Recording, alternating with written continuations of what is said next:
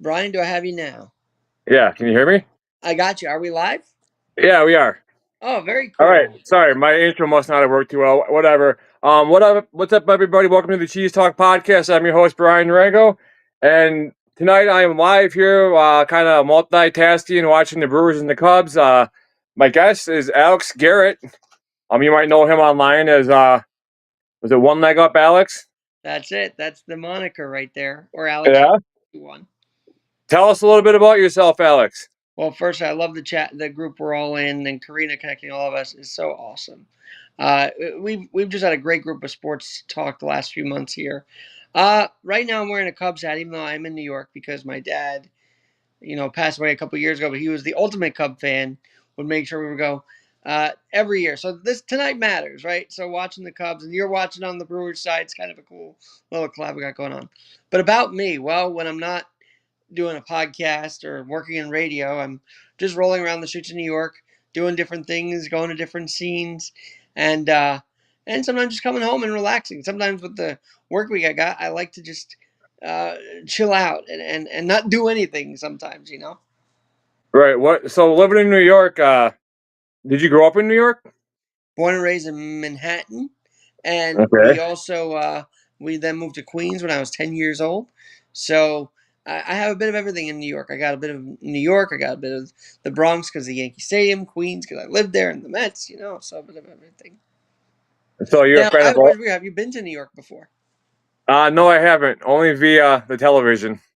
Well, I've been to Milwaukee actually 20 years ago this year. I was Okay. in Milwaukee for a science project, and that was pretty cool. We went to Humboldt State Park. I'm sure you know that, and we went around town. We were actually there when they did the Piggly Wiggly's fireworks, and from the University of Milwaukee, Wisconsin, or University of Wisconsin Milwaukee building, we were watching that live. It was pretty cool. Awesome. Yeah, I've been to Milwaukee uh quite a few times. I grew up in Madison, Wisconsin, so I'm more familiar with Madison than I am Milwaukee. But yeah, I don't mind Milwaukee that much. It's definitely changed in the last 20, 30 years. But the Brewers. I love the Brewers because they're one of the smaller market teams, and they're always the underdog, and one of the smaller payrolls in baseball, and they always seem to find a way to scrap and claw their way into the playoffs. And granted, they have lost in the first round in the last how many years, but just to make it there is a huge feat for a team. All right, So I gotta ask you this because here in New York, we got the privilege to watch CC Sabathia pitch here and win us a championship here. But people don't realize how much of an impact he made on Milwaukee. He helped you guys get to the playoffs for the first time in many years. I mean, he's a legend in Milwaukee, isn't he? he is, and that was what was it, half a season. Hey, I'll take it. That's just what that team needed to get over that hump. I mean, you think of the team they had. They had Ryan Braun, Prince Fielder, Ricky Weeks. I mean, Corey Hart. I mean, how many years in a row do the Brewers have one of the top farm systems in baseball? You know, and all the prospects they're getting, that turn out to be, absolute studs. I mean, look at them now. They got, it's just crazy. It's, Sal Frelick. They got, just the list goes on. It's Well, crazy. one of your biggest guys I've really liked to watch, and I think he's an acquisition though, was Jackson Churio. I mean, that guy just can light up a whole lineup, can he? They drafted him. Yeah. They drafted him. Well, Yep. I thought he was with another team before them, but I guess not. So I just know Cheerios made an impact though with the Brewers this year for sure. Yeah, and I'm pretty sure he signed a 10-year deal last year with the Brewers, kind of Mhm. like a Ryan Braun deal. So he's with the Brewers for the haul, I guess, for now. So All right. that's good. And by the way, you're gonna ask me. You can ask me whatever, but I'm in interview mode also right now because I love Hey, getting to know people from out of town, that's and fine. Craig Counsell. I mean, look, he I guess took what the better deal was, even though he's a Milwaukee, you know, born and raised and whatnot. But are you as bitter as the other fans, or do you like understand it? What's your take on Craig? It's Craig. I thought it was Greg. Craig Counsell. I know. Hey, it is what it is. I'll go ahead and be with the Brewer fans on this because this the way he did it. The way he talked about the Cubs and stuff when he was the coach of the Brewers and being from Milwaukee, you'd think you'd want to guide your hometown team to however far you can make it. They're doing a good job with the coaches that they have now. It's I have no good feelings for Craig Counsell. And that's Oh why this series and the fact that it's down to Game 5 is so intriguing, because there is that council factor in here that maybe wasn't there in other Cubs series before. yeah, I don't know. I just think it's he had a good thing going for him when he was with the Brewers, and then on all teams to go to, it's like Matt LaFleur going to the Bears. You know what I'm saying? It just doesn't sit well with fans, and we probably won't get over it for a long time. You know? No, especially if they do win tonight against the Brewers. We'll have to see. But you know what I love about your TikTok is it's very sports oriented, right? So you got the Packers, you got the Brewers. I'm sure you follow the Bucks as well, and Giannis and what he's going to do. I mean, there's a lot of speculation about him, which I don't really understand, because I thought he's locked in for a while with Milwaukee, isn't he? Yeah, and the thing with Giannis is I don't know if this is gonna sound bad or not, but I mean, do I really care? Not really. He's from Europe. They're a different breed over there. His background that he came from, he didn't have, his parents shelling out millions and thousands and hundreds of thousands for him to travel the states and play AAU basketball. He came up an honest, hardworking. Nothing was given to him. He had to work for it. And when the Bucks drafted him, what they did for him and what he did for the city, I think that just speaks to him more than he doesn't want to go to a big city team. It's not like him. He wants to be loyal, and I think he's gonna, as long as the Bucks surround him with people that he thinks that can win a championship, he's gonna stay there. He's loyal. He ain't gonna turn his back on someone that gave him a chance. Someone that look what by the Bucks drafted him and And someone doing he won with already. I mean, people yeah. forget he won in 2021 already, so it's not like he hasn't won with the Bucks.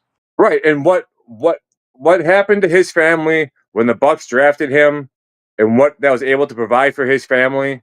I think that's something that's gonna just stand out for him and ultimately make his decision for him. So you asked me about a little bit about myself and why I call myself One Leg Up Alex. So for those who may not know, I was born with one leg, and I rollerblade around New York City on just one. And I don't know if you've seen it. I do these crutch stands where I literally stand on my crutches and do a little like handstands. And I decided to make it one leg up because I literally was having one leg up in the air as I was doing these crutch stands. And Right, it's become one of the most marketable things because and with your support and the encouragement of so much of the group as well, I got a grant for the podcast, One Leg Up Alex. And I also have just been able to get 50,000 downloads. And I think a lot of that is because over the last year, I've linked up with you guys, and we all share each other's work. So right, that's kind of how One Leg Up Alex came about. Is all right, I have one leg up. Now let's help others have one leg up in life as well. And that's kind of where I've been at. And you'd be surprised. New York City is not as accessible as I'd love it to be. That's why we keep working to make sure the city has one leg up. And then for those who may not feel encouraged, actually are discouraged, I bring on people who have one leg up in their life to inspire others. I think that's where I've really navigated the podcast world. Of course, I love talking to Bob Costas and other sports figures along the way, because sports is my bailiwick, right? But if we can talk accessibility and adaptability as well, it helps things move things along for people, I think. absolutely. Um, what what are your teams like? What are your diehard teams? You said obviously your Yankees or Mets, right? Your Yankees over I'm a Mets, correct? Yankee fan. 95%. The 5% is just because I have Mets gear and I still have Met connection. So, but Yankees 95% for sure. Okay. What about basketball? Knicks for Knicks sure. all the way. And I'll tell you what, when the Nets moved into Brooklyn and all these Brooklynites became Net fans, I said, "You are turning your back on New York's team. The Knicks, you rooted for them forever. Now, because the Nets are moving in, you're going to root for them." I don't know. It rubbed me the wrong way that Brooklyn fans became Net fans instead of staying with the Knicks. Yeah, yeah. I like to go for all the Wisconsin teams, all Wisconsin teams. I grew up, like I said, I grew up in Madison, Wisconsin, and I was born in '82. So when I was like in one of my teens, early teens, Wisconsin Badgers had Barry Alvarez. They had the three Rose Bowls in the '90s. They had the Rondanes, and you think about all the guys that came from Wisconsin that made it, did big things. And so I've always rooted kind of for the underdogs, smaller market teams, the Bucks, the Brewers. This is just so cool, like the Packers being like in one of the smallest, population markets in the NFL and how successful they are. The storied history with the Packers history and all the greats that have came through Green Bay, and it just I always say people could hate the Packers all you want, but I would love for everyone to have the chance to come to Lambeau Field, tour the Packers Hall of Fame, see all the history. So they got Reggie White game worn cleats, game worn jerseys. They got stuff from back when the Packers won the Super Bowls and Lombardi bought all the players' wives like mink jackets and leather. It's so cool. All the history at that Lambeau Field. It's awesome. Well, Brian, I have to say, I love that you have opposing teams fans on here. Like you have Bear fans, you have even I think some Lions and Vikings fans along the way too. I mean, you mingle within the division, which I think is respectable because some people don't want to hear other viewpoints. You know what I mean? So Right. I love that you're able to do that. Of course, my dad, major Bear fan. I mean, he was living in Minnesota, but became a Cub fan and a Bear fan and a Blackhawk fan. And I know that's because he listened to it on radio when he was younger, right? When he was going to college up there. But that that's what's. I like that you bring him on. But I also love that you live in the backyard of a Lambo. That is just the coolest thing to me. Okay, that's just so Yeah. cool. So growing up, I don't know, some people know the story. I grew up, like I said, just south of Madison. So, I was like 7 miles south of Madison. Grew up, I thought it was so cool that I was living, minutes from Camp Randall Stadium in Madison there. Um, in my early 20s, I was working full time and I had a part-time job as a bouncer at a bar by Camp Randall. So I got to experience kind of the college, 80 to 100,000 fans, drunk fans walking the streets of on the way to to and from the Badger game. I may or may That's what I not have. miss in New York. We don't have that experience here because we don't have really a college town here in New York City. And even when they have the games at MetLife, it's not that wild. You know what I mean? It's a little low key. I would love to go to a college town and experience that for one Saturday. And it's pretty cool you've gotten to for your whole life, it sounds like. I may or may not have left my post as a bouncer while I was working with another buddy that I worked with because I was drinking on the job because we could. I may or may not have went to random house parties around Camp Randall during my shift. But no, it's cool. And then so by working there, the manager of the bar was from De Pere, which is 5 minutes from Green Bay, right? So her her her friend, she'd have friends from like De Pere if I come down and like work the beer garden, and do whatever, work behind the bar, do the food, whatever, food garden, food, whatever. And one of those happened to be, which is now my wife. And so that's how we met. We met down there. I was just got out of a long term relationship, and I was like, I had no interest in just anything. I just wanted to be single, enjoy being single, do whatever I wanted to, and I had nothing to hold me back or whatever.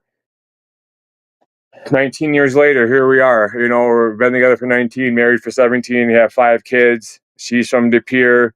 Um, she came down and lived with me for a little less than a year after we got married.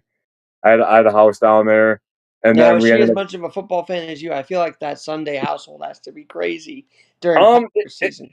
it is pretty crazy. Obviously, I'm more of a diehard than she is. She's more worried about like the kids got this for school or that for school or this for whatever. Just making sure everyone's schedule is updated and whatnot. But she's from up here, so we moved back here, and yeah, it's just crazy to be like, yeah, Lambeau is legit like a 10-minute drive for me. I mean, you drive in Green Bay, and next thing you know, boom, there's a big stadium. It's a huge stadium. It's like an iconic stadium in Green Bay, and Yeah, it's awesome. I never thought in a million years I'd live in the shadows of Lambeau Field. It's pretty cool. Now, okay, I'll tell you, my main place in Queens is on Parsons Boulevard. Has Lambeau Field become Parsons Boulevard, Parsons Avenue? Is it Micah crazy now, or what's the vibe like with him in town? Um, when he first came, it was crazy. It was absolutely crazy, and you know, people are like, "Oh, he's not doing good," but he's making other players around him better. You know what I'm saying? It's the same effect as like a Miles Garrett. Miles Garrett may not get all the sacks, but he's forcing double and triple teams on himself, which is freeing up other guys along the line so they can get to the quarterback. Look at Rashawn Gary. He's one of the leading sackers in the NFL. He's being productive off of the double teams on Micah Parsons, and I think give him time. You know, I don't know. Well, what are your thoughts on Micah coming to Green Bay? Well, look, I think it's very interesting that Jerry Jones is quoted saying he can't stop the rush.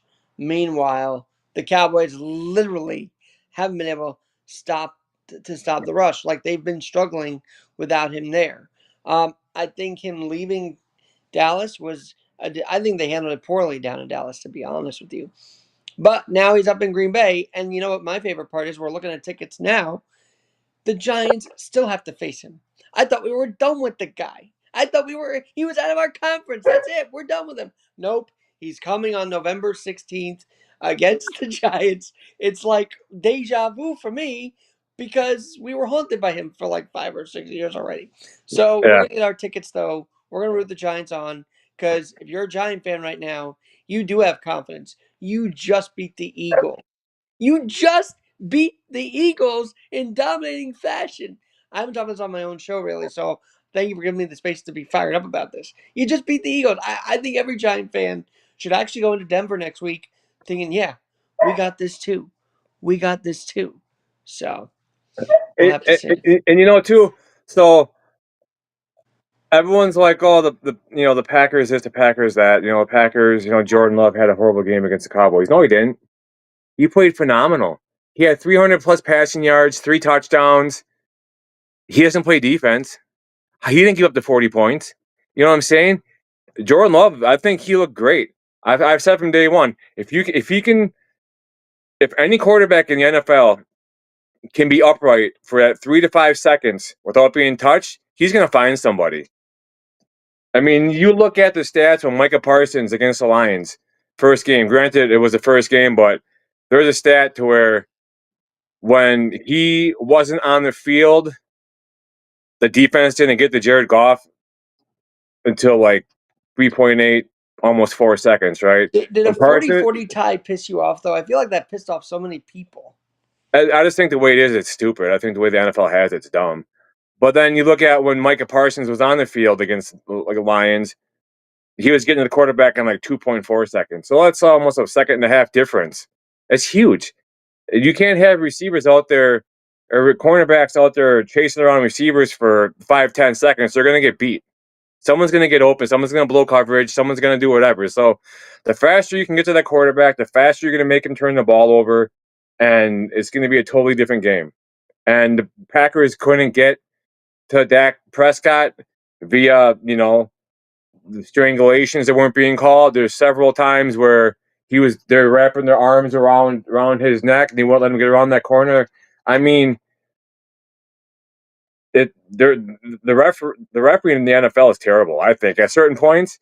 Because you can look and see like Parsons is legit getting held. Well, yeah, how about that? And then how about the fact that, and maybe you've seen it a little more than I have, roughing the passer calls used to be BS. It used to be so stupid at times. Have they gotten Remember better back at it? when I feel Clay like they're keeping an eye Matthews on it really close. when like Clay Matthews against the Vikings, like you couldn't even breathe on the quarterback, and they throw a flag. You know what I'm saying? So I mean, they've got it. I mean, the NFL. I mean, for the amount of money these players are getting paid, and for the amount of money people, I mean, you got to look at it, are spending on gambling and tickets and everything. You got to make sure the refs are they're putting a fair product out there.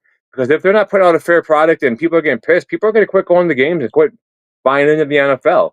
You know what I mean? Well, you It's know just, Sam Spence. I love the Sam Spence era where you're just getting tough, hard hitting action, right? We don't even get that as much. And I've often thought part of it is because these guys are making so much. Are they in a gamesmanship kind of way worried about hitting the other guy because they all know they're making money and they don't want to ruin each other's guy? I mean, or has the sport become softer? What do you think? I think it's became soft. I mean, kind of like the NBA. You know, everyone's all buddy buddy, and they, you know,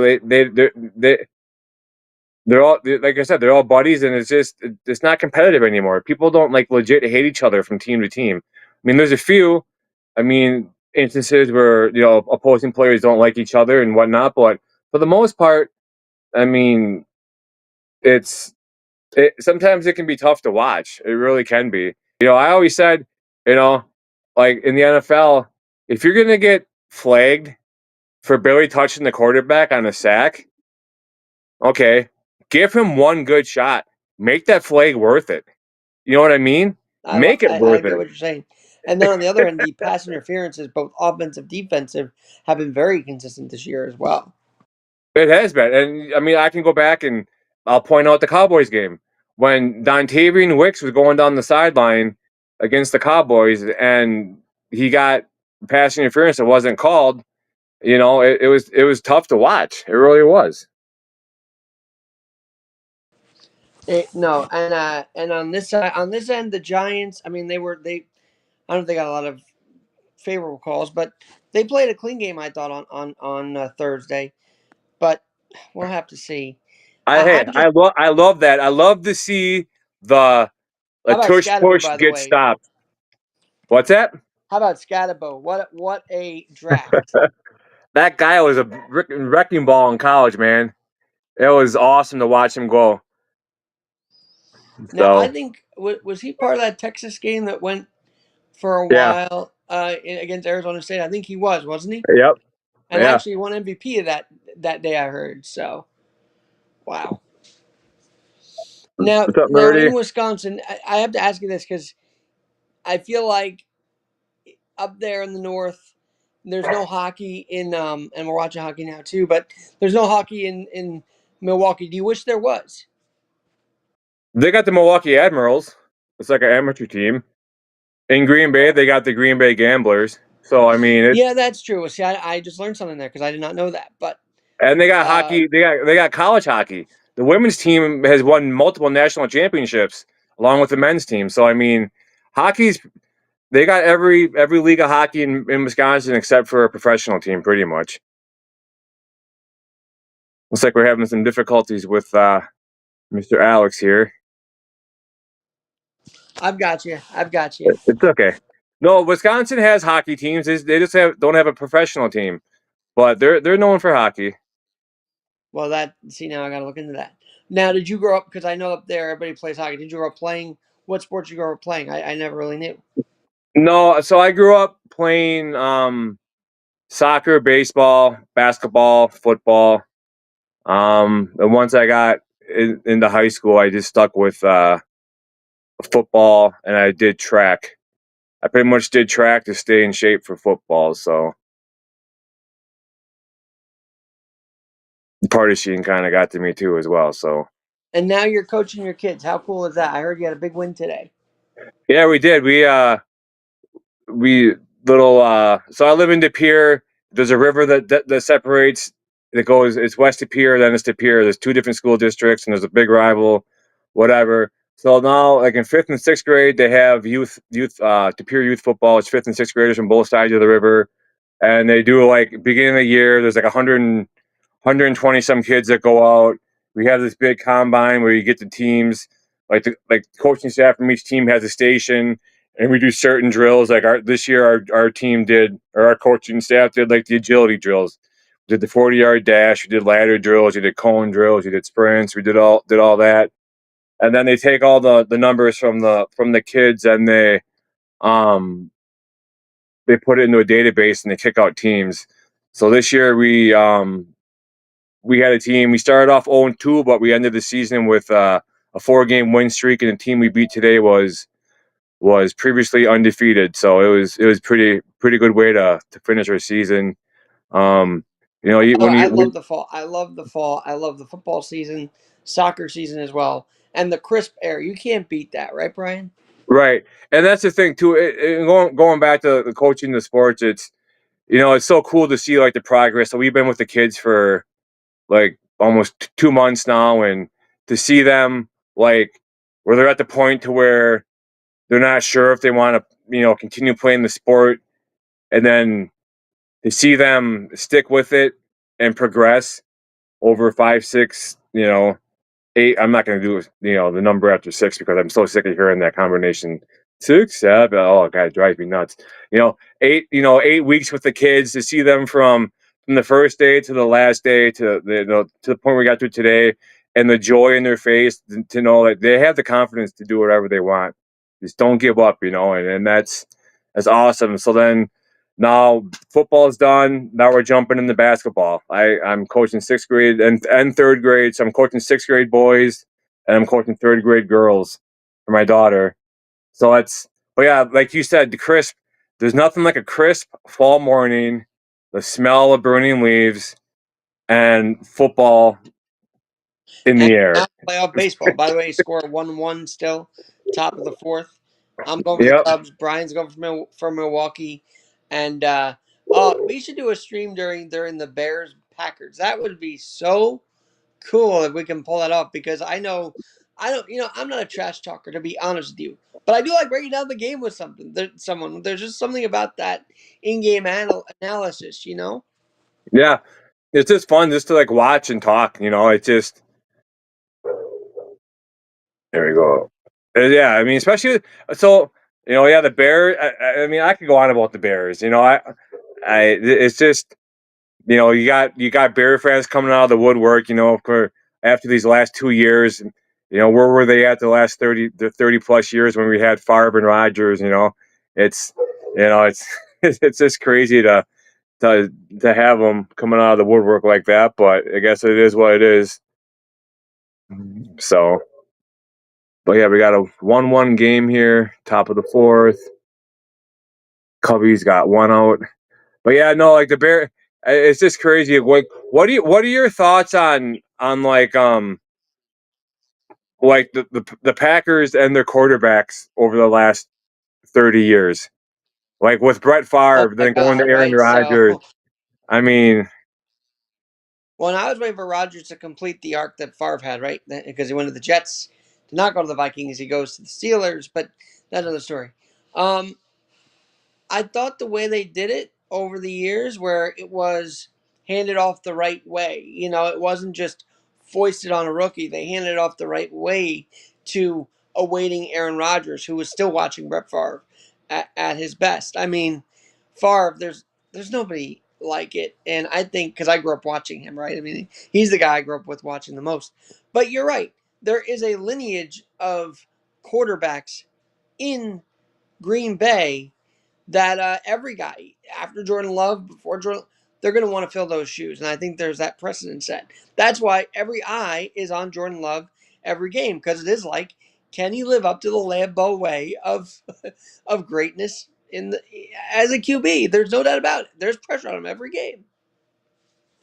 yeah, and it's just been quite the experience to go from Favre to Rodgers and now watching Jordan Love for sure because I mean, going back to what 1992. You just think of. I mean, I was 10 years old. It's.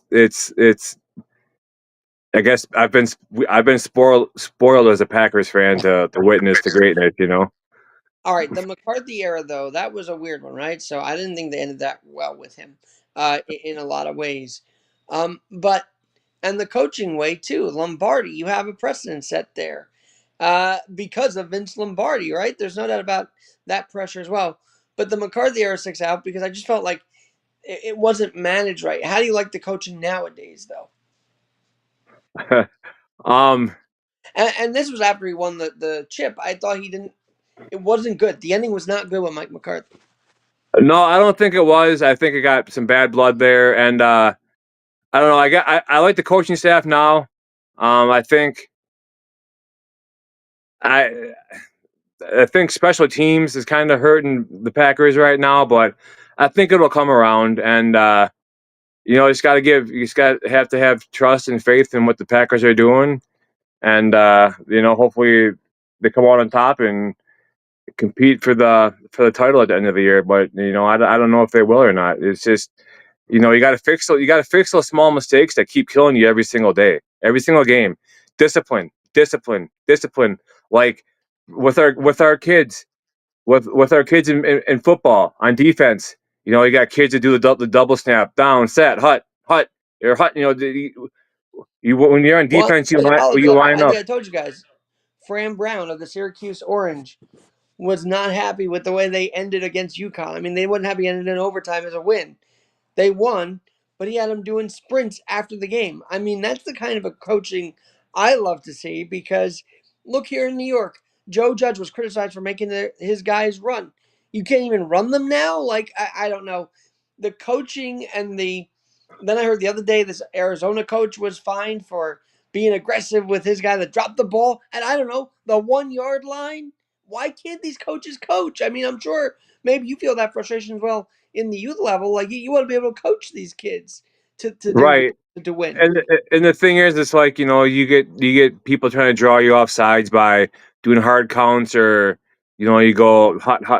Just kids line up on defense. You look down the line, the ball moves, you move. That's the golden rule. And some kids, it takes them a while to get it, but I think once they've been in a situation enough, they know what they're doing. Like, I couldn't be more proud of the team. So we played this team we played today for our first game of the season, 5-6 weeks ago, and they beat us 28-6. I mean, they crushed us. I mean, it was over before we even started. Side note: I'm actually producing a show that airs in 20 minutes, so we're working multitasking here tonight on with Cheese Talk. I love it. Um, I gotta ask you this though, because college youth sport is frustrating me that refs don't want to ref anymore.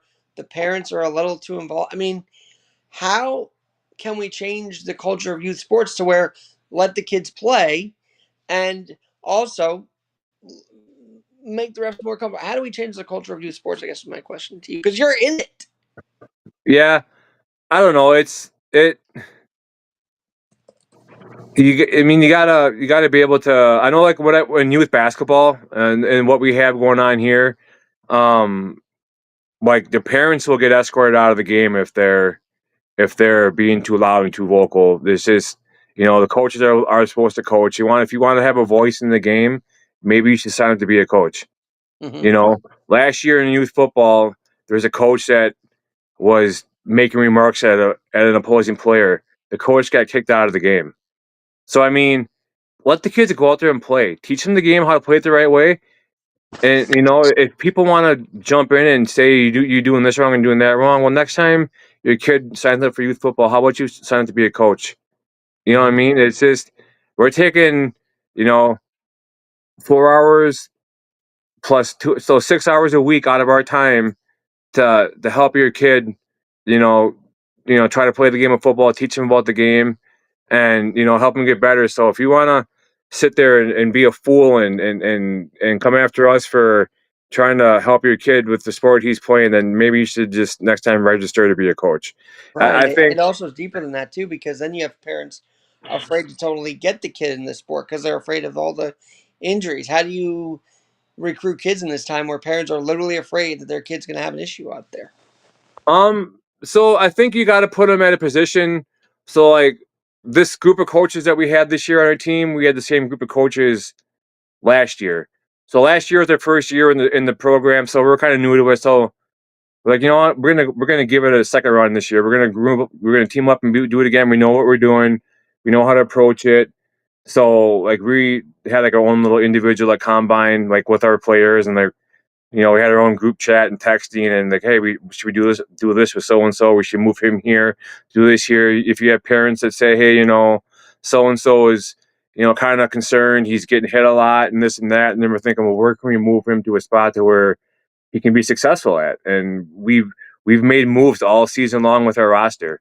I mean, we only had 18 kids in our team this year, Alex. So, I mean, you gotta try to be creative with some of these spots, and you gotta, Absolutely. 18 is that so normally, is that a normal low, or is that higher than normal, or is that that's what? normal. You had 6 teams with like 18 kids, 18 to 20 kids per team. So, um, you can't have kids like over 120 pounds playing quarterback or running back. They got to be on the line. You can't. There is pretty well set rules to the program to where I think it was ran successful. So it's just you just got to teach the kids, just have confidence in yourself and believe in yourself, and anything's possible. I mean, you got kids that you line up across the line from that are twice your size. It's not about size. It's about how you execute. Beat them off the ball, hit them first, make them off balance, and just tire them out. One of your Milwaukee standouts, Andrew Vaughn, just hit a homer, by the way. So now the Brewers are up 2-1. So that's kind of a interesting development in there. Now, Thank you, White Sox. right now, when that's where I know the name from. Now, see, we're on the pod, but if you were watching this by yourself, right? And by the way, we're going to podcast this also at One Leg Up Alex, because I want you people to know CheezeTalk Pod. I want people to know about this because you're doing a lot of great work. But when you're not doing this, are you jumping around, screaming around the house, or are you a little more mellow when these moments happen? I'm. You want to know what? I'm a little bit more mellow. I've come to the realization that no matter what I do or what I say, I can't control the game. But what I can control is like my emotion and like how I act during. I mean, if it's like a high important game, like maybe like a playoff game for the Packers or like the Brewers here, I might be maybe a little jacked up, but I go back to thinking like if I were still drinking like during the football season, I mean, I was a master in Packer games for the most part. Like when I drank, it'll actually be November 1st will be 4 years alcohol free for me. Congratulations. So when I drank, I didn't like having warm alcohol, so I drank it while it was still cold. You know what I'm saying? And I have no need, no desire, just no nothing to ever want to touch alcohol again. I got too much to lose. If I were to drinking and my kids needed to go somewhere, I put them in a situation to where it wasn't fair to them. It ain't fair to the other people on the road that are driving. That I'd be under the influence. It's stupid. I got DUI when I was 22, and it's I'm glad it's out of my life. But I mean, I might get, like you said, I might get a little excited, a little happy because I know the Brewers haven't gotten past the first round in quite some time, and uh, you know, I yeah, I mean, if they win here, I might get a little excited. What's it now? 3-1? No, 2-1. Yeah, I think you're a little ahead of me. I got a little bit of a delay on my end, so um, yeah. Calling.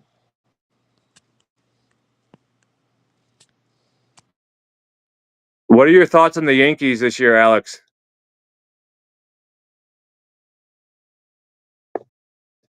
Brewers got what, 2 on, what, 1 out?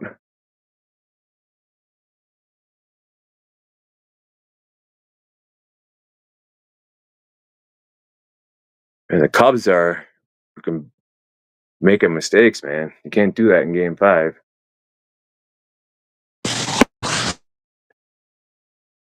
Uh-oh, did we lose them? Alex, come back. Yeah, Brewers was 2-1. Where are we at here? There. What's going on over there, man? You having issues?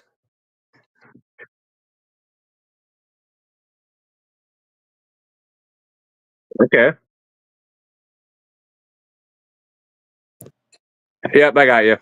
All right, we're back now. Good. Yeah. No, I mean it's I love that you shared your story though. Uh that means a lot to hear because I've been dealing with my own thing in the sense of I had to stop doing that because I had gallstones last year and I just stopped drinking entirely. It's really good. It's actually better for my life that I don't do that either. So I'm Yeah. sure we're in the same boat. My wife. So, like I said back when we first met, I was a bouncer at a bar, and she was working in the food court, or the food garden, beer garden, whatever. And during Badger games, and her first initial reaction was, "Who the f is that guy?" And that guy was me. So, yeah, that's how bad I was. But uh, Well, we've had all those moments, but it's a sign of maturing not to do that anymore. Anyway, back to the excitement of sports. See, I'm almost the same in that I mean, I guess my fiance, who's here with us, by the way, can attest to. Do I get excited, hun, or what? Do I still jump around? You absolutely do. yeah. So I guess I do a little bit, but I'm more of a superstitious guy. So I literally will place my hat where the Yanks won, where I had it the day before. I'll place it in that same spot because they won. I'm still superstitious like that. Do you have superstitions, Brian, or what? Um, Not really. I mean, oddly enough, I have like my wardrobe is just jam packed full of like Brewers, Badgers, and Bucks and Packers gear. But I I don't know. This might sound kind of bad, but rarely do I wear. I mean, I don't know. I don't think it's on purpose, but I just there's days where I don't wear Packer stuff on game day. I But don't tell me know. you have a cheese head. Please tell me you have a cheese head at I least. do. I had a cheese head when I was like 10 years old. It's downstairs. All right, There's now I more. don't know if you like to get political, but when Elon rocked the cheese head, I was so blown away. I'm like Elon Musk is wearing a cheese head, but what? That is unbelievable. Yeah, it's crazy.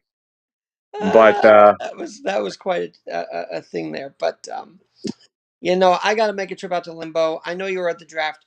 A side note for people just joining in, I wanted Brian on during the draft week, but our schedule did not align because you were literally there. I think you said you visited one of those days, right? Maybe the last day. I was there days 2 and 3. And what was the energy like? I mean, It it's was fun. crazy.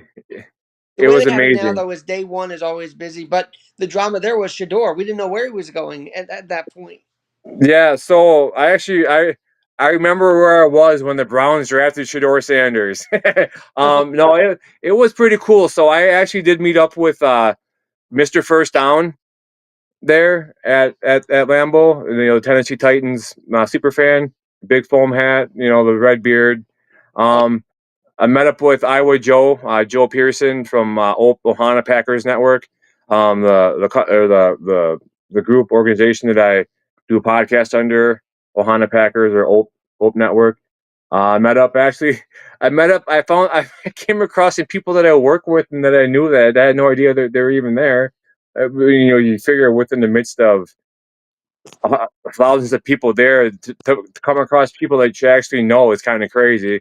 But the energy there was cool. All the fans from all the different teams are awesome. They're super nice, and that's why I look outside just Packer fans. It's because there's nice fans all over the place. And I have good people that I talk to that are Bears fans, that are Vikings fans, that are Lions fans, that are Titans fans, that are I mean everyone is just.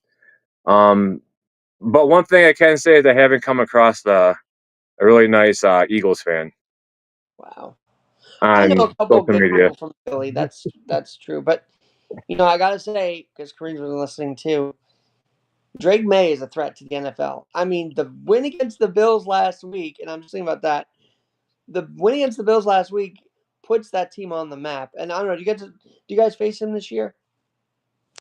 The Patriots? I don't think so. I don't know if you guys do, but whoever does, they're a threat. I mean, you probably watch this from a league wide perspective as well, right? Yeah, for the most part. To be honest, a couple Packer games I haven't watched because I've been other commitments.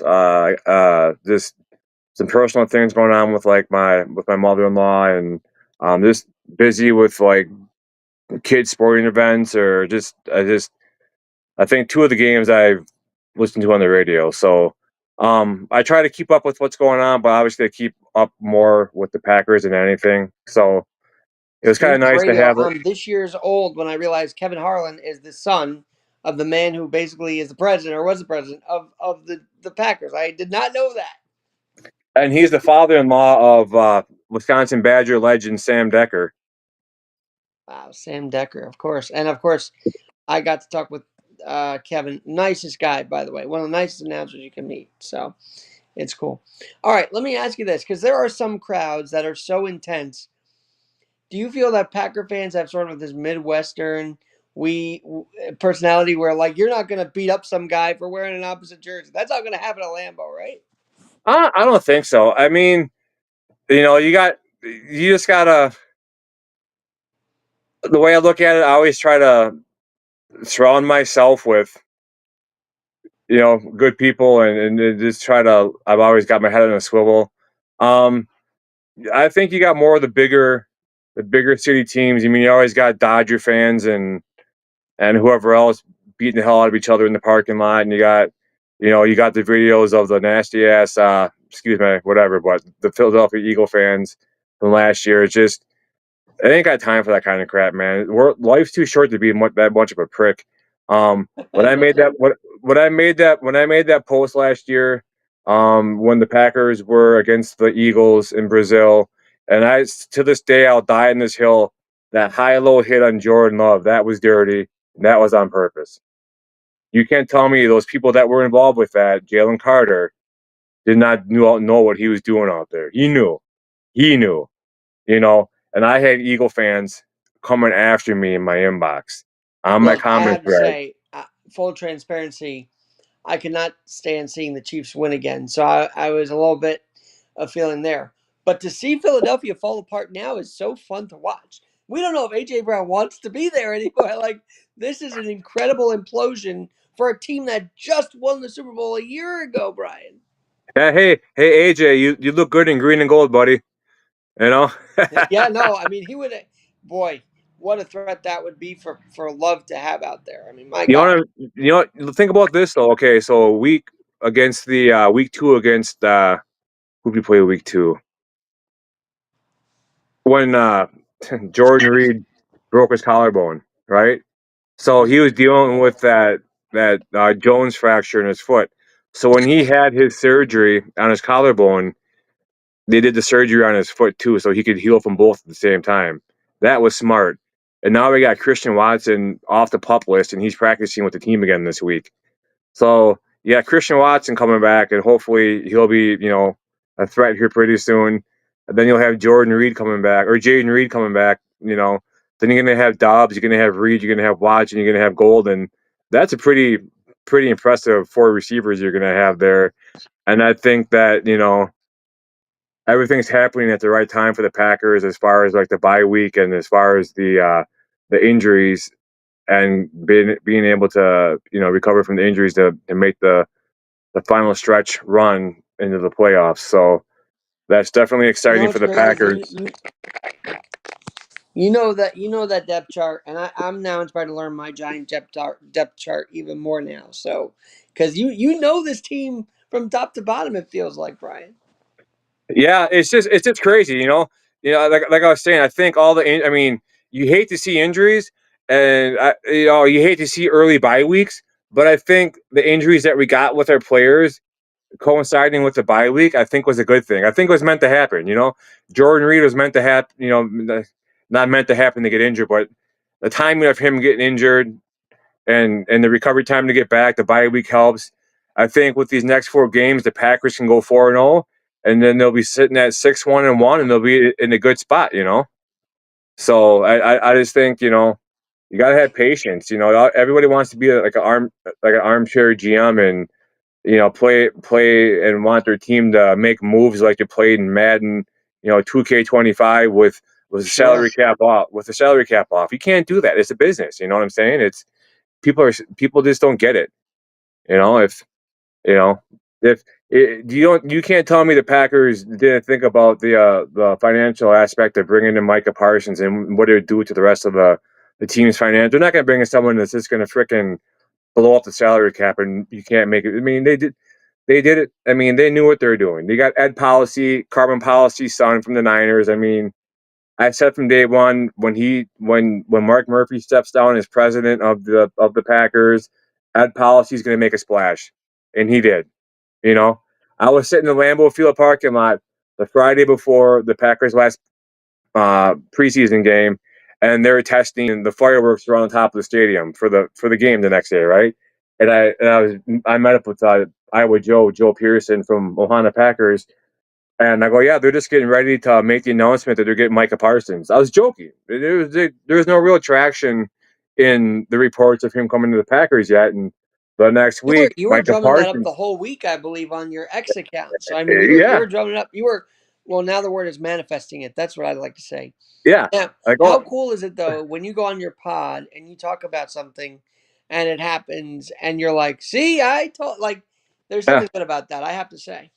Hey, I mean, this last week I put a screenshot of my post from Romeo Dobbs, his rookie year. He reminds me of a mixture of Devontae Adams and Jordy Nelson. Prove me wrong. I mean, who you can see flashes of both of them in Romeo Dobbs, and I said that like my first few games of watching him, that's what he reminded me of, and he's right now he's Packers wide receiver number one, Mm. and they're working behind the scenes of getting an extension for him. Let me ask So this because I mean, and I'm going there because you mentioned Jordy Nelson. I automatically flash back to the Giants in '08.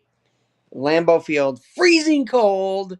I still don't know how they won it with no sleeves on. That was unbelievable. But what were your thoughts during that incredible game where Lawrence wins on the kick? Of course, the interception, but that game was gritty. It was one of the best NFL games I've seen in a while. I know the Packers fell short, but when you mentioned Jordy Nelson, I automatically go back to that game specifically because, it was hotly contested and it was freezing cold. And where were you during that game? it's funny you ask. I my wife, that was 2008. Were we married yet? I don't know if we were married or not. But she was really sick and in the hospital, so I was at Stoughton Hospital with her watching the game. Well, I was watching the game, but I remember that. It's just one of those things where you can't control the outcome, and you can only root for your team, and if they lose, they lose. But you know, when it's cold in Wisconsin, it's cold. It's same probably in New York. It's colder than hell in New York in the wintertime too. Um, What you guys are known as the frozen tundra, is that still a thing? I mean, I don't know. I don't see a lot of as much snow as I used to. Maybe that's still there though during the winter. But the field is heated. I'm pretty sure. yeah, no, So the I field mean, it heated. ain't like the ice bowl. How that was. How do we revitalize? Because the Packers are almost there. I think they're going to get back to that.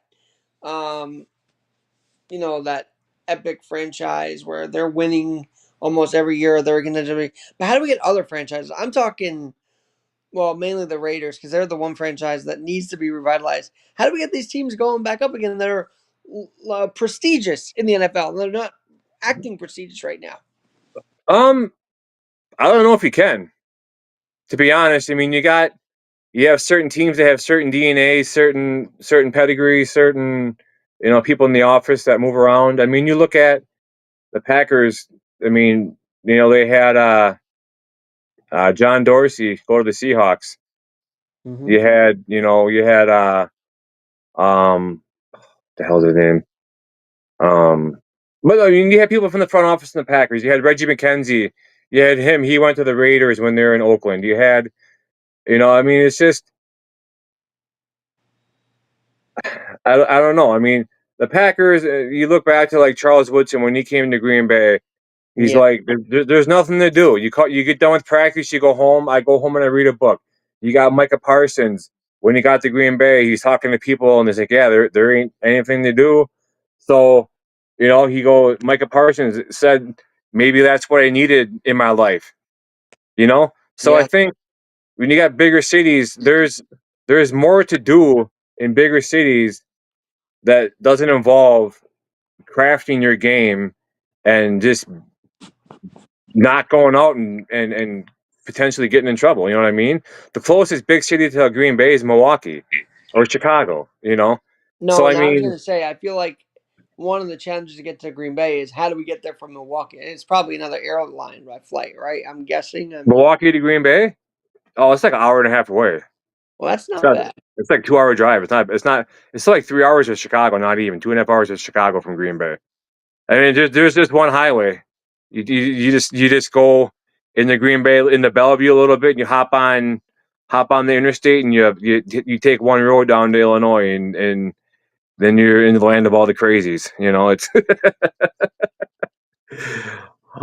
Wow, no, that's interesting. I'm just trying to think of because like I know what the big blue means to me. I feel like there's a sort of pride wearing that. Do you feel the same with when you wear your green, green and gold, the Packers uni or Yeah, what? I mean, you, you look at all the history that came out of Green Bay. You look at, it's not technically owned by one person. It's a city owned, town owned, stock owned, Mhm. whatever you want to call it.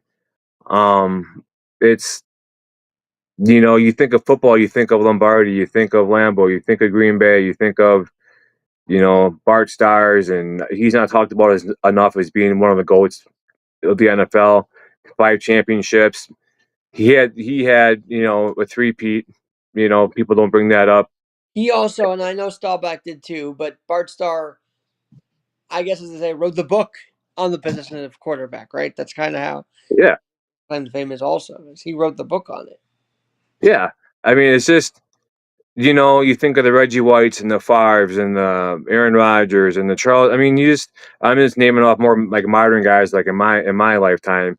The Nick Collins, Clay Matthews, B.J. Raji, everyone that Emma Mark Green, Tauscher, I'm thinking Chad of too. I Clifton. mean, some of these guys, just You legends. know, and for me, like when I was younger, being a huge Badger fan, but also I recognize game.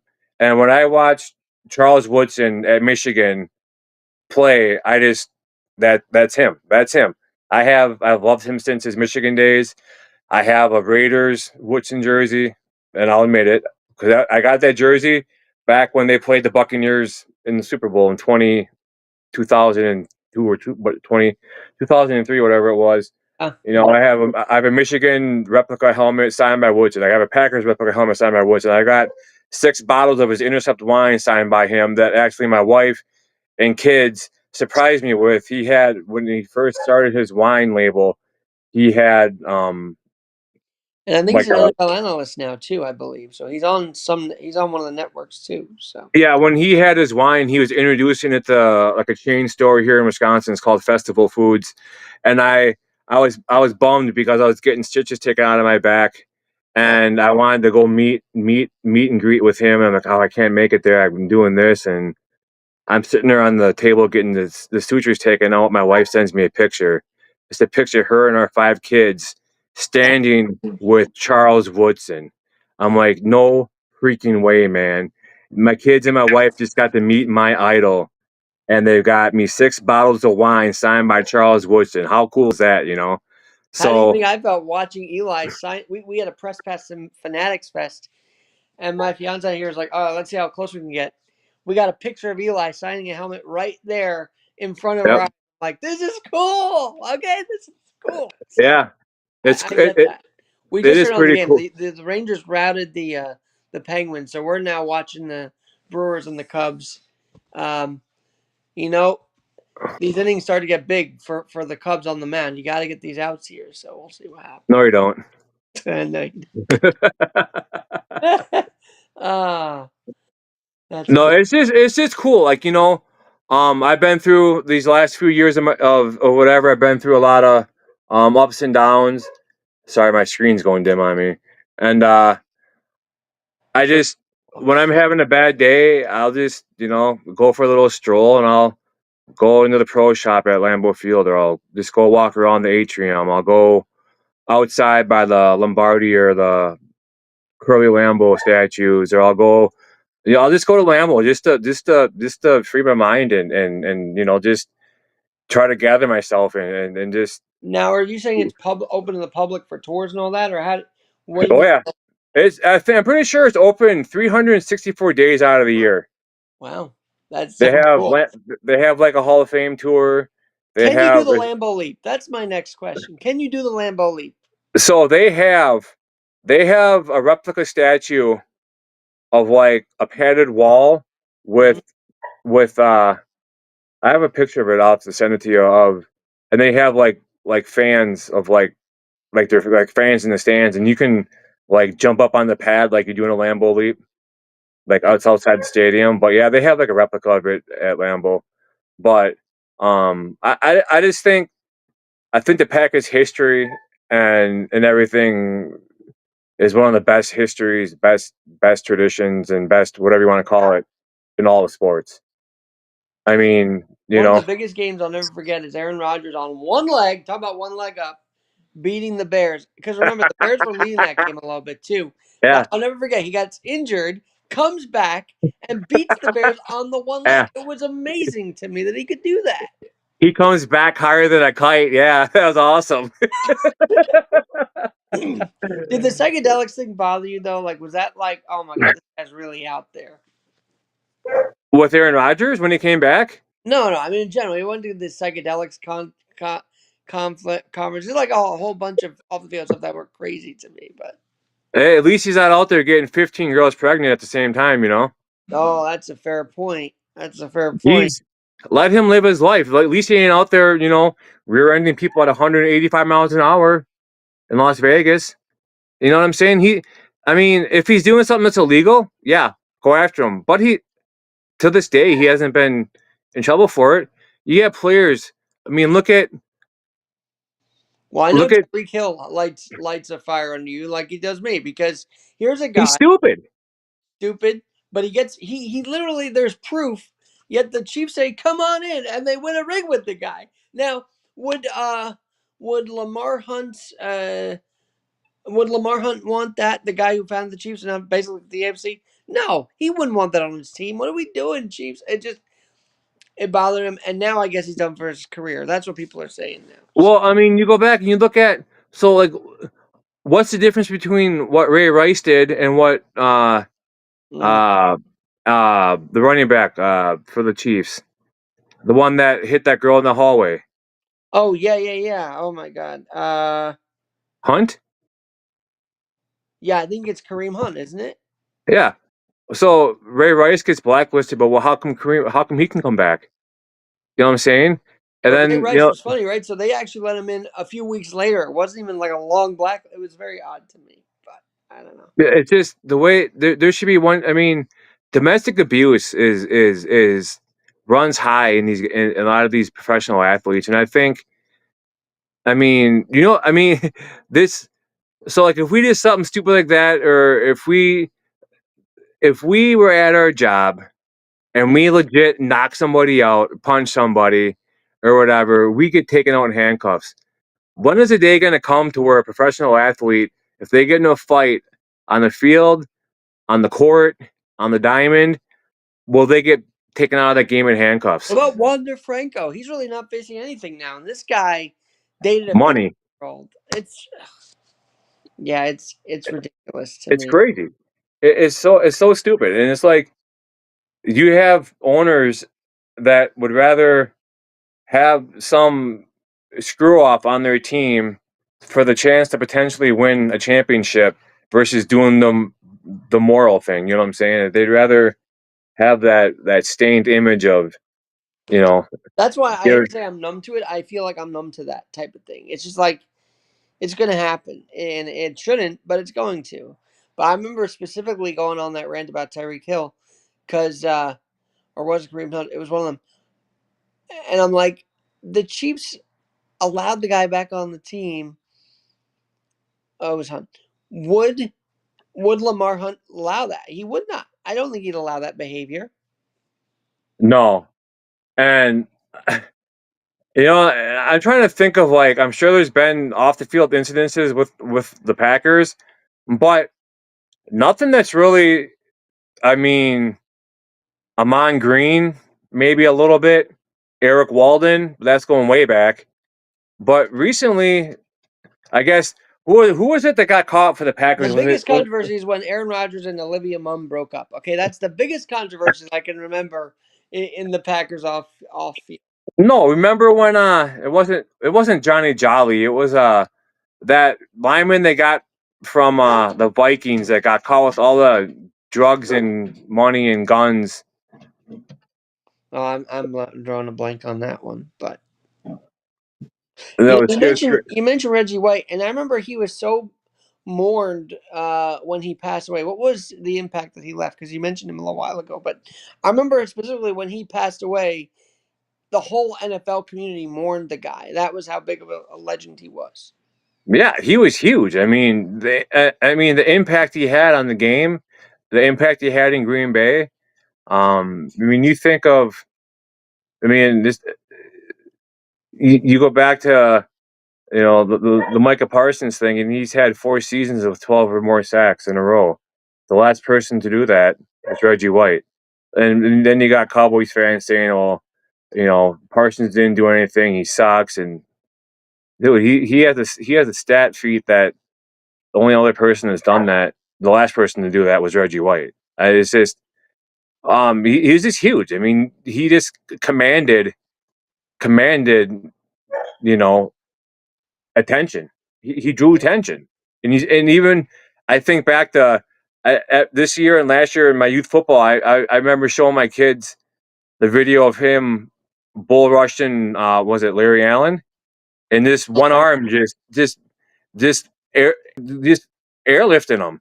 And they're like, "What? He did that?" And I'm like, "Yeah, that's how good he was." Have you ever taken your kids to Lambeau as like a group trip or not yet, or what?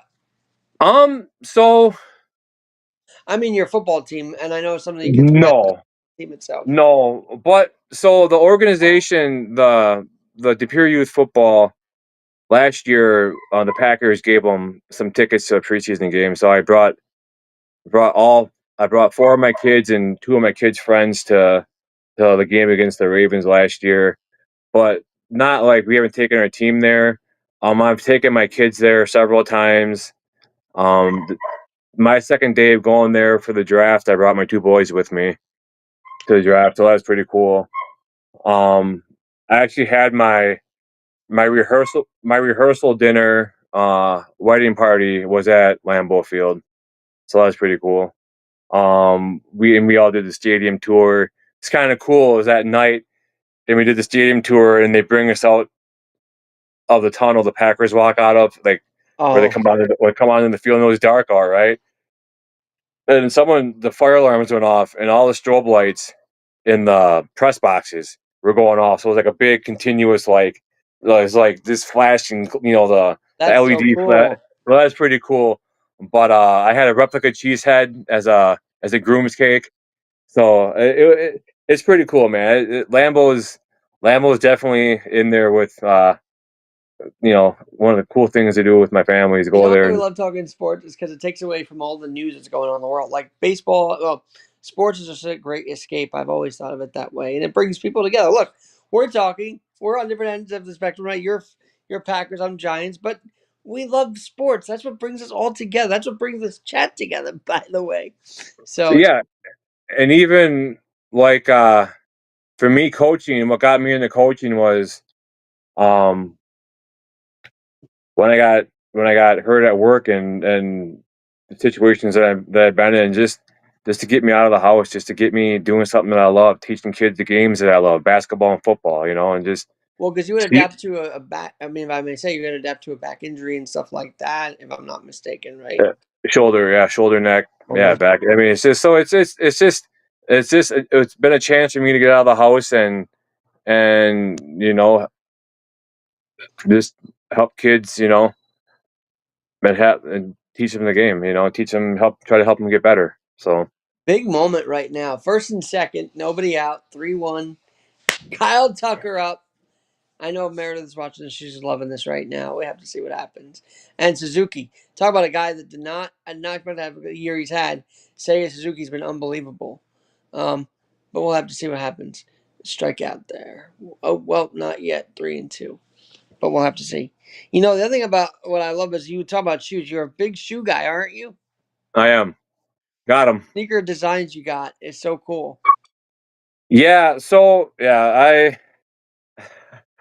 I had growing up, I had a really good friend of mine that was like a manager at Champ Sports in the mall in Madison. So I get paid, and back then I was single, didn't have any concept of reality or whatever. So I'd go there and try to find the latest kicks to come out, the latest styles to come out, and um, then I got married and had kids or whatever, and kind of eased off on it a little bit, and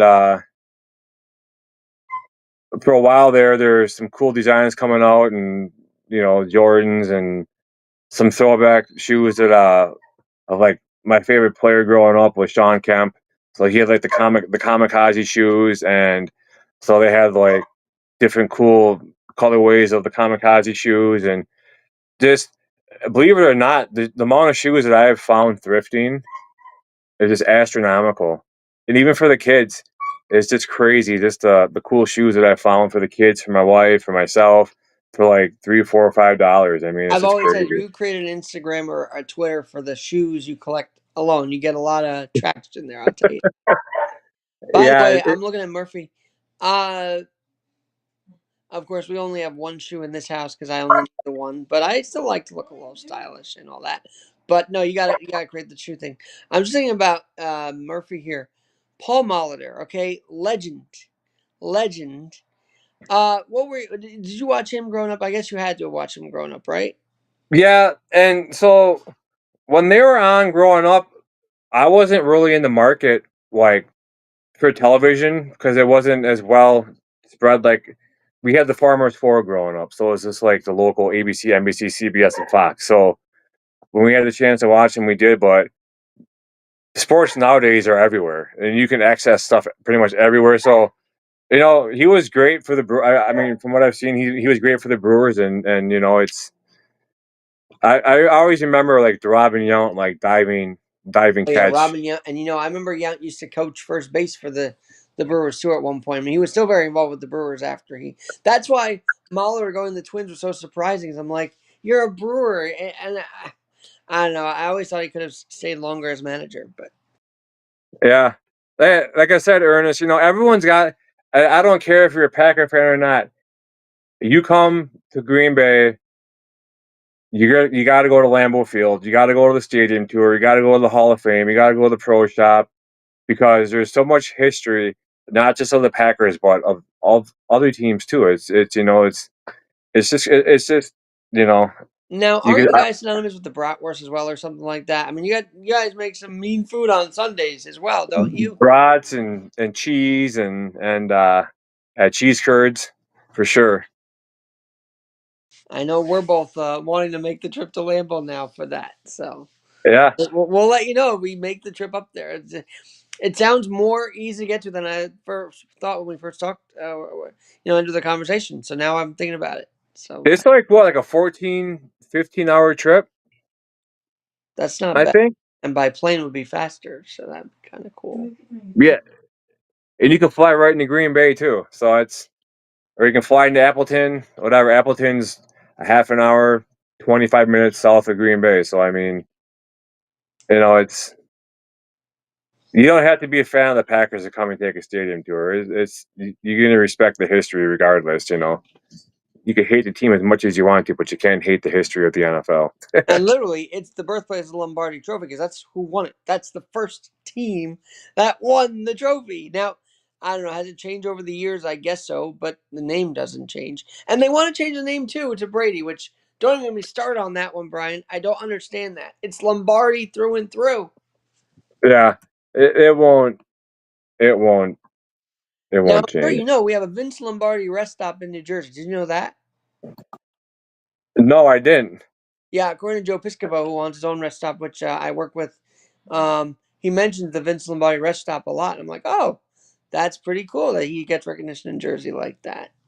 Yeah, because I know, yeah, Curly Lambeau, he's buried in Green Bay. I know that.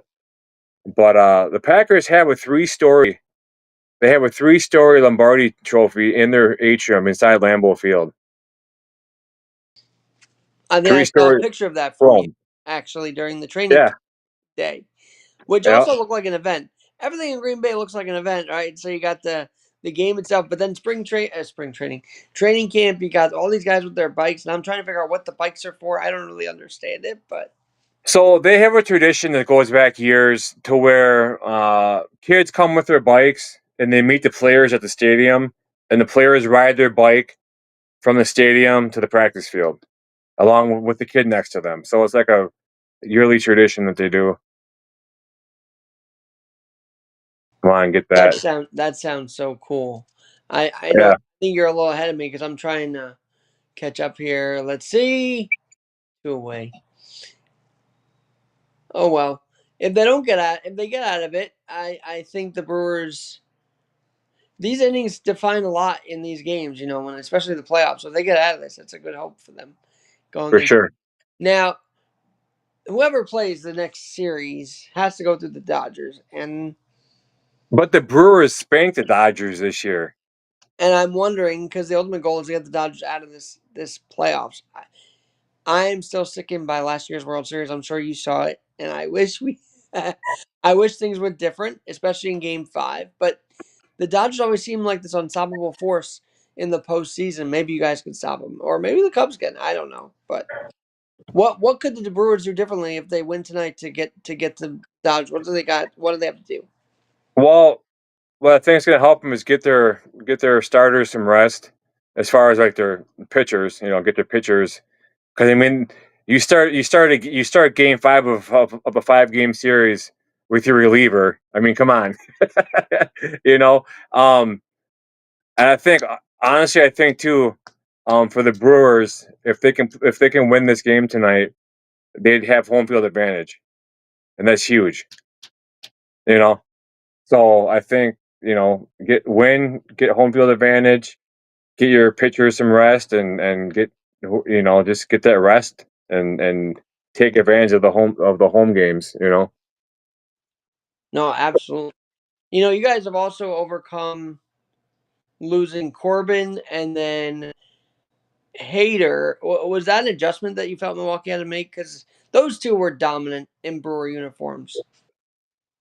Yeah, and you can't forget Devin Williams. And Devin, but I think Alonso really screwed up a little bit with that home run because he finally got back into shape. But you would know him more from the regular season than we would because we only followed him here in New York in the postseason with that homer. But what was Devin like when he pitched out there? He was for a while he was good, but the last year like his it was more of a relief to have him not in the game. He was blowing games left and right. You know what I mean? So to see him go there and get Durbin, because we got Durbin out of that, right? I mean, Durbin's been awesome. You know what I mean? So I'll take it. I'm Caleb happy Durbin with has it. been huge for you guys, that's for sure. Yeah. And I actually feel bad for Canley because, as you know, he was a former Yankee. Last night, he's throwing that base. Yes. He got the bases. I guess they got out here. We're a little bit. Oh wow, down the middle. And Hap's a really good hitter, so that's a big strikeout for you. Yeah. No, last night Tommy Canley, former Yankee, I actually felt really bad for him. But that 15-inning game, that's vintage postseason. Okay, that is to me what October baseball is. Give me screwball versus rally every postseason, and I'll watch that at bat every time. I loved it. I felt that was one of the best postseason games in a while here, Brian. Yeah. 15 innings. That's crazy. I think I fell asleep watching that game. I You know? was asleep, then I woke up just in time for the 15th inning, actually. Yeah. No, it's a great time of year. It's everything's ticking in the full motion, and it feels like the Packers. I mean, they haven't played at Lambeau Field in almost a month, and they play tomorrow. So hopefully tomorrow they can get their get back in the win column. And you mentioned too. I don't think I really answered your question about the tie. I mean, I guess I kind of did. I think the way the NFL does ties are stupid, but you know, going into that game, everybody had the Packers blowing the Cowboys out. You know, to almost to the point to where it's like, even though it was a tie, it felt like we lost the game. You know what I mean? And even though we tied, the Cowboys probably felt like they won the game. So at that, it's just I don't know. It's I don't know. Hopefully, it doesn't hurt us in the playoffs. My number one thing about the playoffs is I don't really care about the seedings as long as we get into the playoffs. Because look at the Packers in 2010. They're a wild card team, and they went to Philly, they went to Atlanta, they went to Chicago, and they just blew them out of the water. Yep. every single game. Look at last year, or was it last year or 2 years ago? What could have been different where Rodgers gets more than one ring? I feel like that was kind of crazy that he only got what one ring out of that whole era. I don't know. Yeah, I don't know. He had the talent around him. I just don't know what it was. I mean, for years there, we ran into freaking Colin Kaepernick. You couldn't stop him. He had 100 and almost 200 yards rushing against us. When it came into the playoffs, I remember the one year we were number one seed and we got beat. It's just I don't know. I don't know what could be different. I mean, people are always like, oh, he's never had, a first round receiver to throw the ball to, and I'm thinking he's never needed one. You look at Greg Jennings, you look at Jordy Nelson, you look at James Jones, you look at Devontae Adams. None of those guys were first round receivers, first round draft picks. It depends on the quarterback. If you have a quarterback like an Aaron Rodgers or a Brett Favre, you don't need to have a first round draft pick receiver to be successful. Look at how good Greg Jennings was because of Aaron Rodgers. Then Greg Jennings left Green Bay. He ran his mouth. He went to the Vikings. He went to the Dolphins. He became a nobody. He referred to Aaron Rodgers as number 12. How disrespectful. Does You he know get what I number mean? retired though? Speaking of numbers, does he get 12 retired? Oh, absolutely. I think he does too. Absolutely. What he's done for the Packers? Absolutely. I mean, he's done the same amount as far as championships as Brett Favre. And I actually went to Brett Favre's retirement ceremony at Lambeau. That was pretty fun. I had a buddy that's a 40. He's a diehard Niner fan, and he actually got tickets to the Brett Favre. He's like, "Hey man, I'm going to be in Green. I'm going to be coming to Green Bay. You want to go to this?" And I'm like, "Hell yeah, I do." Sitting there, and just the standing ovation he got at Lambeau was just something that I'll never forget. It's crazy. I mean, it's just he's a legend. Now, I'm also thinking of the Brett Favre I had seen, which was the guy that got beat up a lot in the Bounty Gate situation. Did that bother you? I know he was on the Vikings, but that piss you off that the Saints were sacked Um, so hard? so the way I feel about that is, I guess I could say I was still salty that he went to the Vikings, and in the moment, it was cool. I mean, uh, it was kind of cool to see, but not cool to see. But once you find out about like the Bounty Gate, and like once you like evolve and mature, it's like I mean that was some crazy doings behind the scenes. You know what I mean? Right. Oh, yeah. And I mean, and to see them go out there and do that, I mean, it's not professional. It's not the game. I mean, it's you go out there to be competitive and have fun, and not try to freaking murder somebody. It's you know.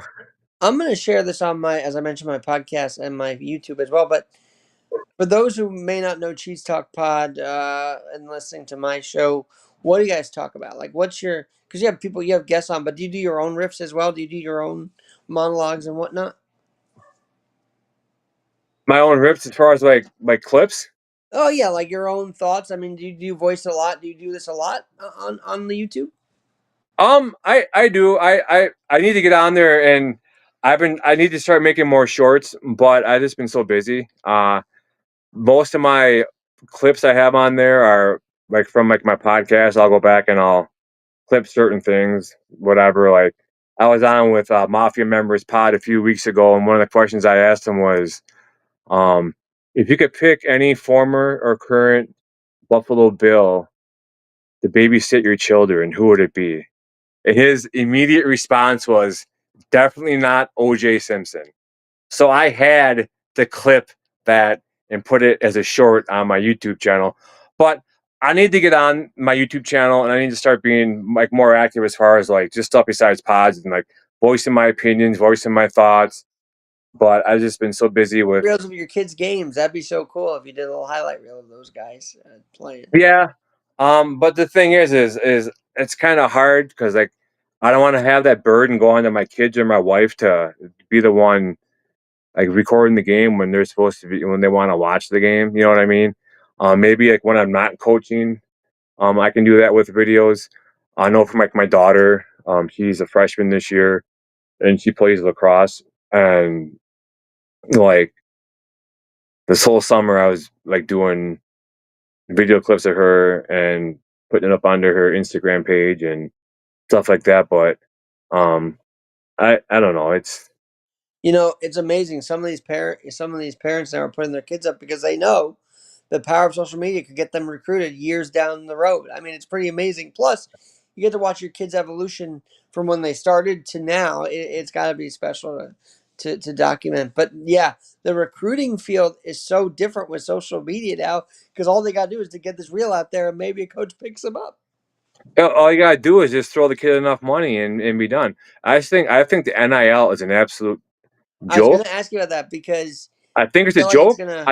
I think it's necessary, but there's got to be better enforcement. There's got to be like each Division 1 school. So each Division 1 program, like so football, each Division 1 football teams across the board, like in the whatever they should all have the same amount The of money to play with. and all that fun stuff. I mean, They all should have all the same. They should have the same amount of money to play with. Basketball should be the same. I mean, different sports, they all gotta have the same amount of money to go across the board. It ain't fair for one school to have this much, one school to have that much. It's just, and I go back to Wisconsin, whatever, like the Xavier Lucas. He was like a 5-star, 4-star cornerback. He was a freshman for Wisconsin last year. He was awesome. He ended up he wanted to get he wanted to transfer, and Wisconsin wouldn't grant his leave. And I was thinking this whole time, this goes back to like me calling something out, and I was right about it. I'm like, there's got to be something behind this. There's got to be something behind it. Sure enough, Wisconsin is suing Miami right now for tampering because he signed like a 2-year deal with, from what I've seen, a 2-year deal with an NIL company, and he left after a year. And then you had Miami contacting him during his freshman year, which is illegal. So there's got to be rules and boundaries that gotta be the same across the board, And I think you look at AJ Storr. He was great at Wisconsin. He's like on his 8th school in 8 years. You know how can he be granted to be able to transfer and play right away, and you have football players that want to transfer and they can't play right away? You know what I mean? How is that fair? I mean, it just makes absolutely no sense. Michigan, they got caught cheating. They got found guilty. Take the damn trophy away from them.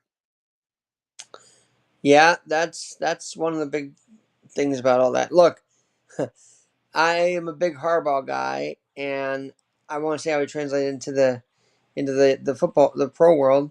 And look, it's clear they're not the same in Michigan.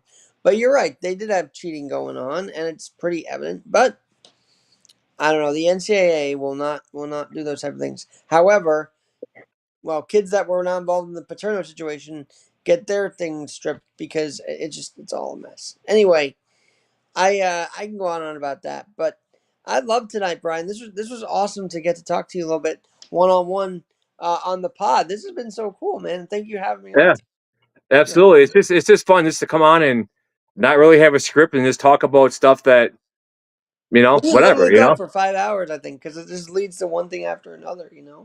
Right. And hopefully the Brewers can win here tonight, and hopefully we can live cast or podcast during a Bears Packers game. It'd be kind Yeah, of fun. what is that? I looked that They up. don't play till like end of the year though.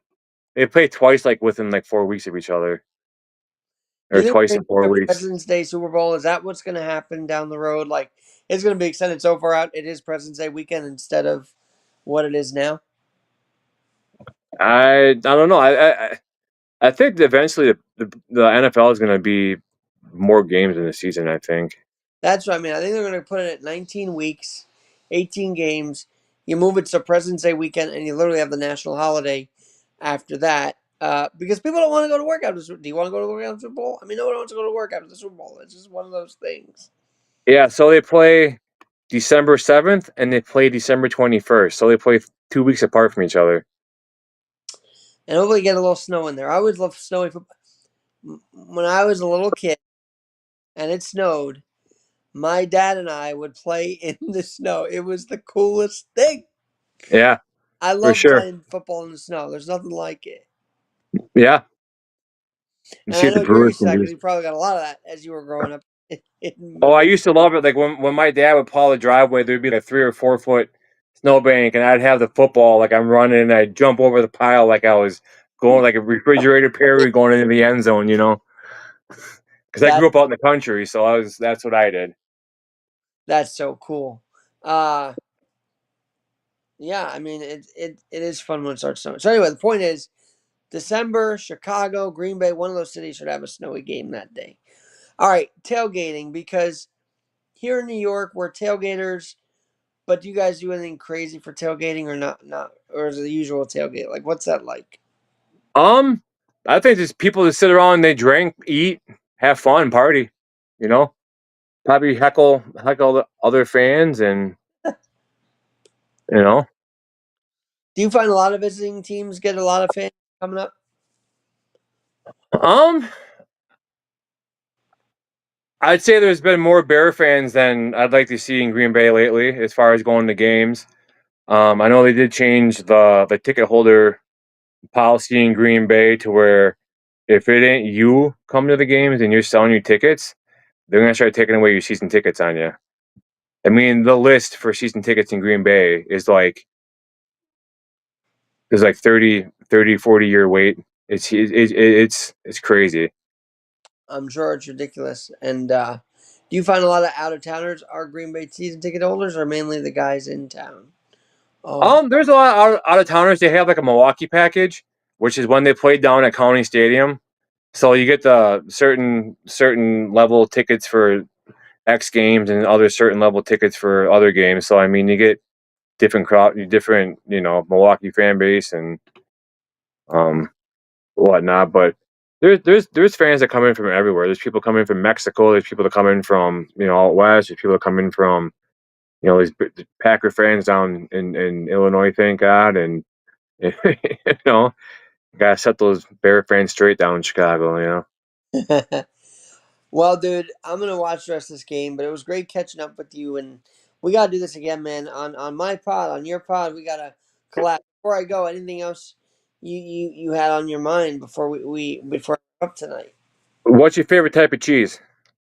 Oh, I actually like provolone. So on my Subway sandwiches, I love provolone cheese. There's nothing like it. Awesome.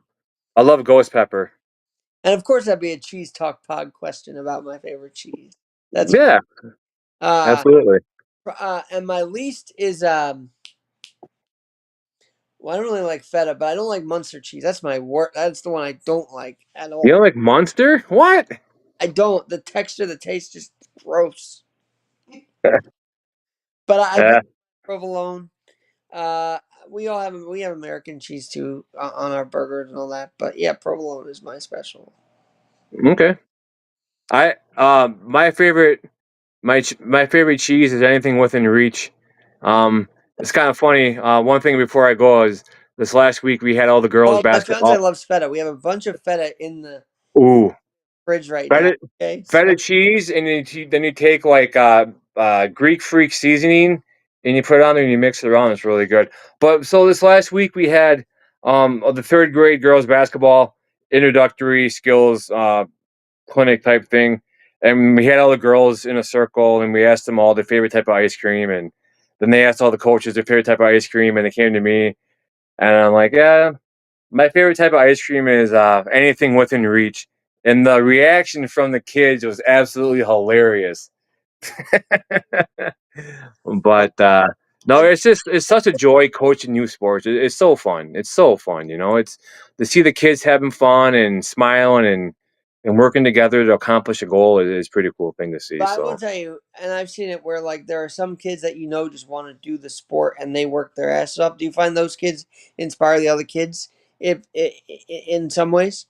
um, I'd say yes, and for the most part, yes. You get kids that are ultra competitive and maybe can be a little bit too competitive, not too competitive, but just like if other kids feel like they're behind. You know what I'm saying? It's just I don't know.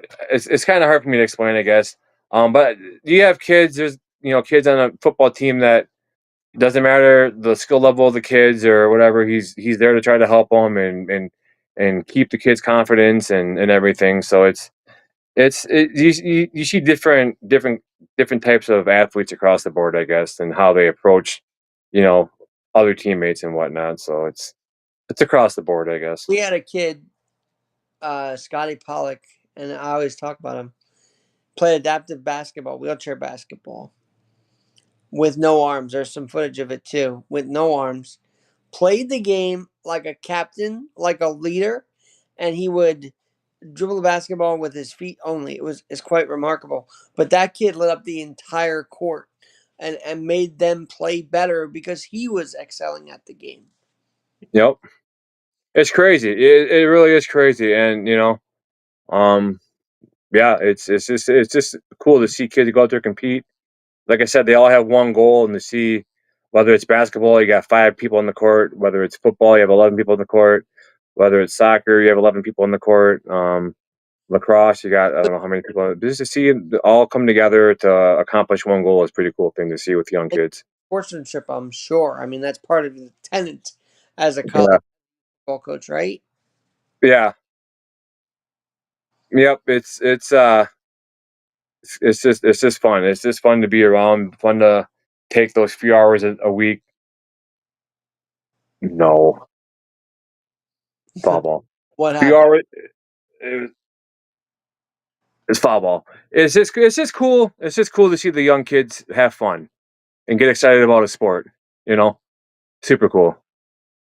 Well, When you'll shoot you me know, for a while. I'll come back on, but if you're gonna wrap up after we're done, we should definitely do another show in the LCS, one way or the other. But especially if the Brewers make it, we'll have to see how this goes tonight. You absolutely, I'm down. last time you told me there's plenty of baseball to go along, right? And even the other night when the Yankees were down 6-1 in the third inning, baseball, there's still plenty of ball to play. So And they came back and won, right?